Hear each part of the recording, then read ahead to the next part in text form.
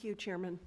Chairman Palmer, you previously served as the Florida Director of Elections and the Commonwealth of Virginia's Chief Election Official.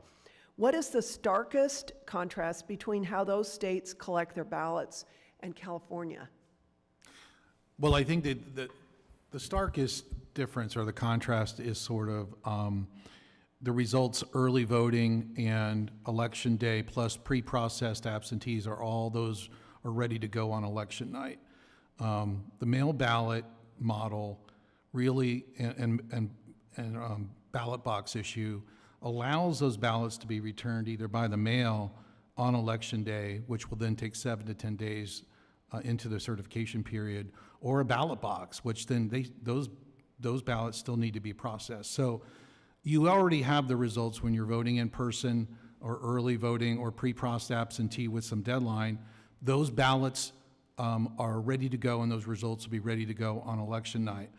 If you are waiting to receive mail ballots, you then have to go through the process of signature comparison, processing those ballots, a cure period. So that is why it takes so long in a mail ballot model. It takes longer.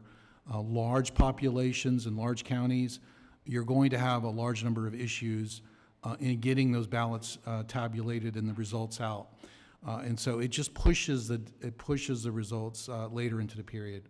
Hope that helps. Yes, so what would you say then are procedures or model legislation California should adopt from states that you previously served? So I believe the pre-processing of absentee or mail ballots is important. Early voting that allows the tabulation of a ballot on site. And then election day, a healthy election day. So you give options to voters.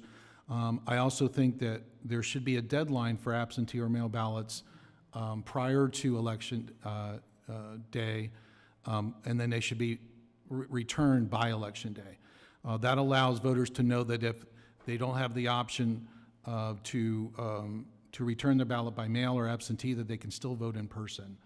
And so that allows the system to work. We're relying too much on the USPS. The USPS is having major issues. They continue to extend their service dates, and that has a direct impact on elections and voters.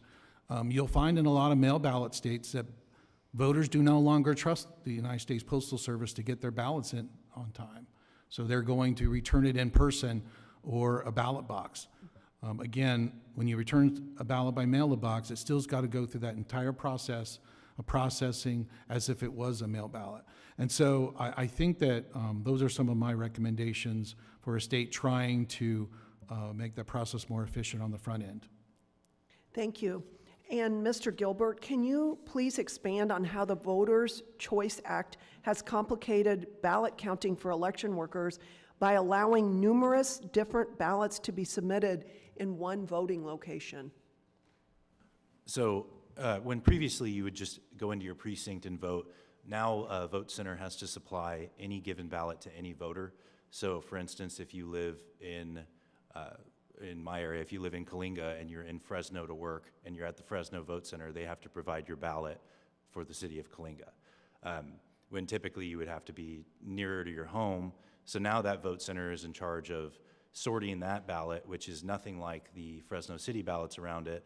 And also they have to be able to provide conditional voter registrations. So if you have not registered to vote and you would like to vote, you also can register that same day and vote, and those are extremely time consuming. Are there other election processes that have become more burdensome due to the Voters' Choice Act? I would say that the number one thing we've seen ever since they started mailing ballots to everyone is California still does mail to P.O. boxes as well, not just physical addresses. If you go into any United States Postal Service towards the P.O. boxes about 30 days before the election, you can find about a couple hundred ballots in the trash can.